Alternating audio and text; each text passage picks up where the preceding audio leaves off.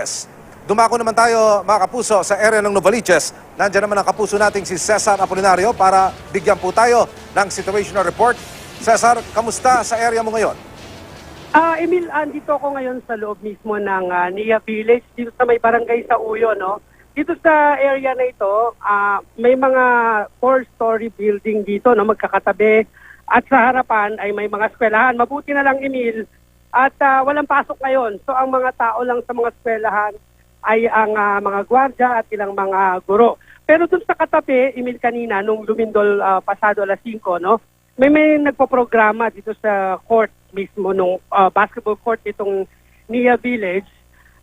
Nung lumindol, nagsigawan yung mga tao, naglabasan, at naulit pa ulit ng after mga 30 seconds, bahagyang lumindol ulit. Ang napansin namin dito ay yung mga yung mga kable ng kuryente talagang parang sumasayaw. Parang nagwawasiwa siya. At yung mga dumaraang mga sasakyan kanina, nung eksaktong paglindol, ay naghintuan dahil talagang damang-dama nila yung pagyanig ng lupa. At yung iba nga natakot, although wala namang tayong narinig dito na medyo nasira na mga gusali, kahit mga 4-5-story buildings yung karamihan sa mga bahay at establishmento rito sa Nia Village dahil ito ay maraming mga establishmento rito at maraming mga tindahan din sa lugar na ito, at ito ay daanan ng mga pampasaherong jeep at mga taxi na nanggagaling sa Novaliches at papunta diyan sa Tandansora. At awa ng Diyos, Emil, maayos ang lagay ng buong Nia Village, at nagtanong din tayo sa mga kakilala nating pulis diyan sa Novaliches area. Sinabi naman nila na naramdaman lang din nila yung lakas ng lindol, although nag-abiso na yung hepe ng Novaliches Police na mag-ikot yung mga kapulisan natin sa mga area ng mga matatao.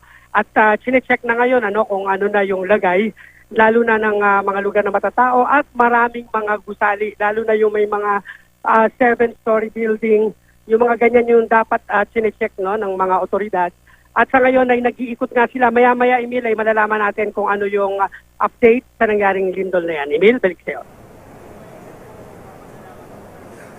Direk, please, dito sa ating punong tanggapan, kalmadong inalalayan ng mga kasama natin sa security, yung mga kapwa natin empleyado para makababa ng maayos sa open ground. Tatanungin ko lamang, Direk, dyan sa area mo ngayon, meron ka bang nakikitang umaalalay na otoridad sa ating mga kababayan na magmumula sa mga loob ng mga structure, bahay, gusali, etc.? Ganito kasi nung eksaktong lumindol, lalo na yung mga nasa labas ng kalye. Kami yung nasa labas, naghihintay kasi kami ng interview.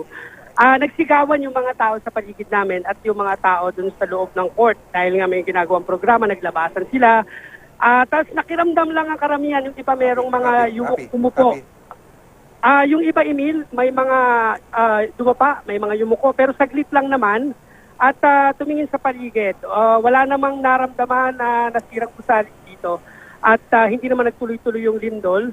So pagkatapos ng few seconds lang, pagkatapos ng lindol ay nagbalikan na yung mga nagpo-programa dito sa covered court. At yung mga pulis naman natin na mga nandito nag-ikot din para i-check yung mga nasa gusali, Emil.